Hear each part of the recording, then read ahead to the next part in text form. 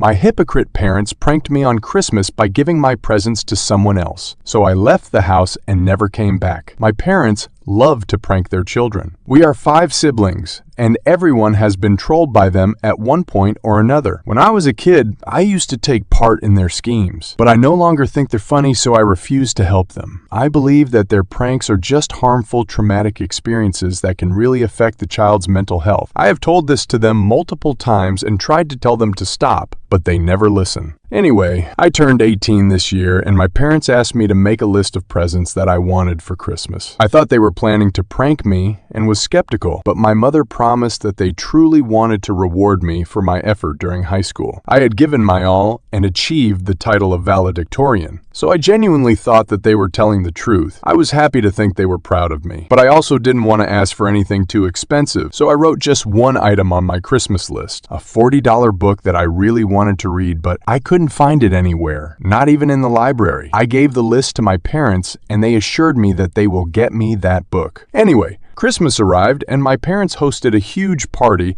and I even invited my boyfriend to it. Of course, I had asked permission for it beforehand. Everything was going great. A lot of family members had shown up, and everyone was having fun drinking and eating. But then the time came to open our presents. Everyone except my boyfriend seemed to hold their laughter as they told me that I should open my presents first. The first present I opened looked like a laptop, and it was. It was a MacBook. My older brother had gotten that for me, and I thanked him a lot, but he just laughed at me, telling me to open it first. I did as he asked, and the color drained from my face. Instead of a MacBook, the box was filled with chocolates. I literally hate chocolates and can't stand eating them. So this wasn't even a gift. It turns out he had decided to give the MacBook to his wife and thought that gifting me the box would be a great prank. I was really disappointed, not because I didn't get a laptop, but because he thought it was funny to play with my feelings. Anyways, I moved on and opened the presents from my parents. I was holding the book that I wanted in my hand, except I wasn't. It was just a dictionary with a printed cover over it, disguising it as the book I wished for. When I asked them about it, my mother said, "Oh, we decided to give the book to your younger sister because she wanted to read it more. But that dictionary should be very useful to you." Once again, everyone except my boyfriend burst into laughter. At this point, I was barely controlling my tears back from being ridiculed in front of the entire family. But I kept going, and guess what? Every single gift was just a prank. An AirPods box without the AirPods gift cards, with zero balance on them, an envelope with Monopoly money, and so on. I had put my heart and soul into choosing gifts for everyone, making sure that they would be happy. I went out of my way and spent everything I had saved, but they had decided that I didn't deserve any effort and that it was better to play with my emotions. I just decided that it wasn't worth crying over this and sat down with my boyfriend while everyone else opened their wonderful gifts. I had to hear them talk about how much they loved their gifts for the rest of the evening. My dad decided to ask why I wasn't in praising my gifts like everyone else. I just looked at him bewildered and said, "What gifts? I have no gifts, so I can't praise them." That sentence was like lighting a fire. My dad started calling me ungrateful. He said that I should be thankful on Christmas and quit being so salty over something that was just a harmless prank. In response, I told him my true feelings. "You guys don't even know what pranks are. What you did was play with my self-esteem and mental health, all just so you could have a laugh. You promised, and then you showed me that I can never trust you for anything." My mom and elder brothers started calling me entitled for raising my voice during a Christmas dinner, so I just ran my room and started packing. This was something that I should have done the moment I turned 18. I packed all of my essential stuff and asked my boyfriend if I could stay in his apartment for a few days while I looked for my own place. He agreed without a second's delay. As I walked out with him, my family tried to stop me with force, calling me sensitive and childish. They said I need to come back inside and apologize for ruining Christmas for everyone and spoiling their moods. I couldn't hold back my laughter as my mom told me to be more conscious of what I was doing. Oh, the hypocrisy. Thankfully, I managed to leave safely with all my stuff intact. I was getting a lot of angry calls from them, so I turned my phone off and just enjoyed the ride. However, instead of going to his apartment, my boyfriend took me to his parents' place. When I asked him what was going on, he said that I deserved to spend Christmas with people who cared about me. And to my surprise, the dinner with his family was the complete opposite of what I had just gone through. His parents welcomed me with open arms and actually asked what I was doing. They never pressured me into staying against my wishes and gave me a dinner that I loved. My boyfriend also gave me his presents, which included the book that I wanted and an Apple Watch. The watch was ironic because I had gotten him the exact same thing. We laughed about it and then finally went back to his place. But as soon as we entered, I just completely broke down crying in his arms. I desperately told him that I never want to go back to my house again. My parents had just shown that my value was lower than a damn joke. He comforted me and said that I can stay here for as long as I want, even for all eternity. It was cringy, but also exactly what I needed in that moment. I have blocked my parents as well as my siblings since. I'm sure that they are still calling me sensitive, childish, and ungrateful, but I have no plans of ever going back to them. Living in that house destroyed my mental health and I will never go back.